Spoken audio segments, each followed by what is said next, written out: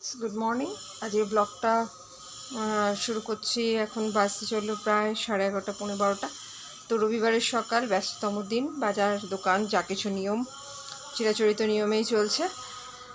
তো যথারীতি কাজের বউ যেহেতু নেই, সব চাপটাই আমার উপর। আজকে আবার রবিবার, ঘরে কেউই নেই, সবাই ব্যস্ত। কাউকে যে হেল্পের জন্য ডাকবো সেটাও হবে না। তো তার ফাঁকেই কর্তা এসেছিলো। কর্তা এসে এই যে বিছানাটা মোটামুটি ও যেরকম পেরেছে গুছিয়ে দিয়ে গেছে।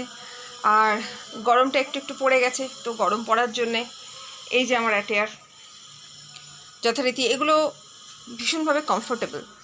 আর যেহেতু আমি গরম খুব একটা সহ্য করতে পারি না, মাইগ্রেনের পেশেন্ট তো, তাই আমাদের বেশি গরম বেশি শীতে ভীষণভাবে শরীর খারাপ করে। আর এদিকে দেখো ক্যান্ডিবাবু, মানে আমার ধানি, এই যে হ্যালো বলে দাও, এই যে হ্যালো হ্যালো বলে দাও, এই যে হ্যালো হ্যালো হ্যালো করে দাও, তো হ্যালো হ্যালো করে দাও, তো হ্যালো হ্যালো। তোর খাওয়া হয়ে গেছে ওষুধ খেয়ে, আজকে সকাল সকাল হাগু হুসু সব হয়ে গেছে, করে ঘুমাচ্ছে। আর এই হচ্ছে আমার রকি, আমার রকি সোনা, ওর এখনও শীত কাটেনি। তো এই হচ্ছে ওর কীর্তি। হ্যাঁ, বালাপোষটা ভাঁজ করতে দেয়নি, তো গোটা বালাপোষটাকে নিয়ে এরকম করে ও শুয়ে রয়েছে। এই একটু হ্যালো বলে দাও, একটু হ্যালো বলে দাও, একটু হ্যালো বলে দাও। তো কেউই হ্যালো বলবে না। সবার বক্তব্য হচ্ছে ছেড়ে দাও, আমরা একটু মাতুনি করি, কিন্তু এখন তো ছাড়া যাবে না। ছাড়লে আর আমার রান্নাবাড়ি কিছু হবে না।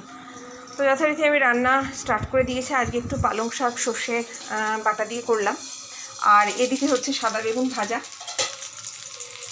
তো যতদিন আর কি শীত রয়েছে, কারণ কি গরমকালেও সাদা বেগুনটা পাওয়া যায় না যে এমনটা নয়, গরমকালেও এখন শীতের সবজি পাওয়া যায়, কিন্তু শীতকালে শীতের সবজির যে টেস্ট সেটা কিন্তু গরমকালে পাওয়া যায় না। তো সেই কারণে যতক্ষণ অবধি পাচ্ছি শীতের সবজি, যতক্ষণ অবধি পচা গরমটা না পড়ছে, ওই আলু পটল ঝিঙে মূলো, কুমড়ো ছাড়া উপায় নেই আর অন্য কিছু। এই পর্যায়ে যতক্ষণ অবধি না পৌঁছে ততক্ষণ অবধি খেয়ে নিই। আর এদিকে মাংসের আলুগুলো কেটে রেখে দিয়েছি। তো চলো আমি রান্নাবান্না সেরে নিয়ে তারপরে আবার তোমাদের সাথে গল্প হবে।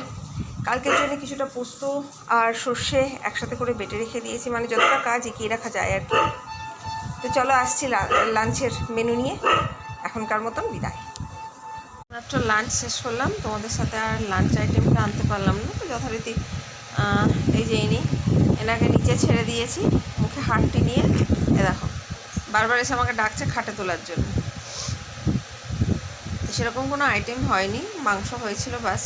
চলো টাটা, আবার আসবো অন্য ভিডিও নিয়ে।